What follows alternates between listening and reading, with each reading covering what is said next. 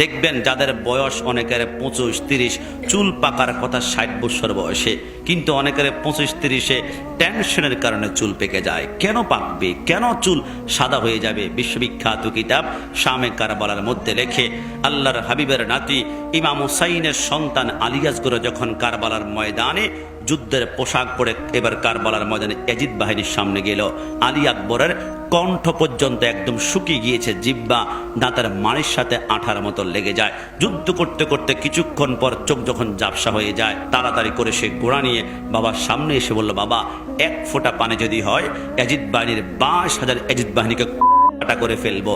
ইমাম হোসেন কেঁদে কেঁদে বলে, এই পানের জন্য তোমার ভাই আলী আসগর একটা তীর তার কলিজায় লেগেছিল, তীরটা পিছন দিক থেকে বের হয়ে আমি দেখেছিলাম কলিজাটা হয়ে পড়েছিল।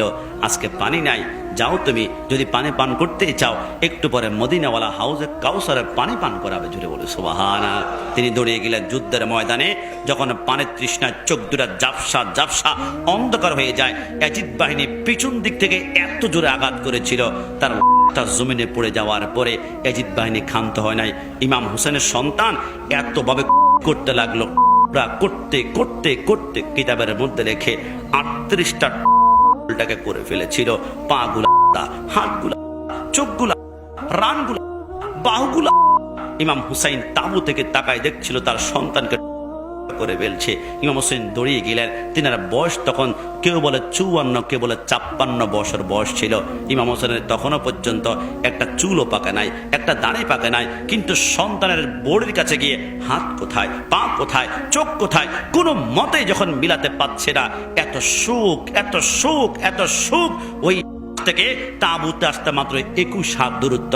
ওই শোকটা কন্ট্রোল করতে না পেরে ওই বৌড়ি থেকে তাঁবু পর্যন্ত আসতে আসতে ইমাম হোসেনের দাড়ি এবং চুলগুলা কালো থেকে সাদা হয়ে পেকে গেল।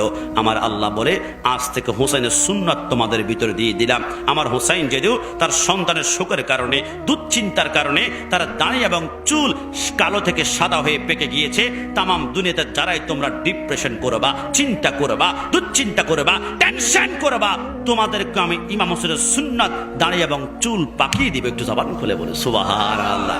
আজকে যারা ইমাম হোসেনের বিরুদ্ধে কথা বলে, এদের চুলের ভিতরেও কিন্তু টেনশন, দুশ্চিন্তার কারণে হোসেনের সুন্নাত মাথার ভিতরে ঢুকিয়ে দিয়েছে। রব্বুল আলামিন সমস্ত ডিপ্রেশন থেকে আমাদেরকে হেফাজত করুন, কারণ রসুল ডিপ্রেশনের জন্য 2টা মেডিসিন দিয়েছেন। একটা হচ্ছে আলা বিযিকরিল্লাহি তাতমাইন্নুল কুলুব, যখন টেনশন আসবে, নাফা, এক্সট্রা, যখন প্যারাসিটামল, ম্যাক্স প্রো, দুনিয়ার কোনো ওষুধ তোমাকে টেনশন দূর করতে পারবে না, প্রশান্তি দিতে পারবে না, তখন তোমরা আল্লাহর কুদরতি কদমে সিজদার মধ্যে পড়ে যাও। তামাম দুনিয়ার সবচেয়ে প্রশান্তির ট্যাবলেট হচ্ছে সিজদা। একটু জবান খুলে বলে সুবহানাল্লাহ।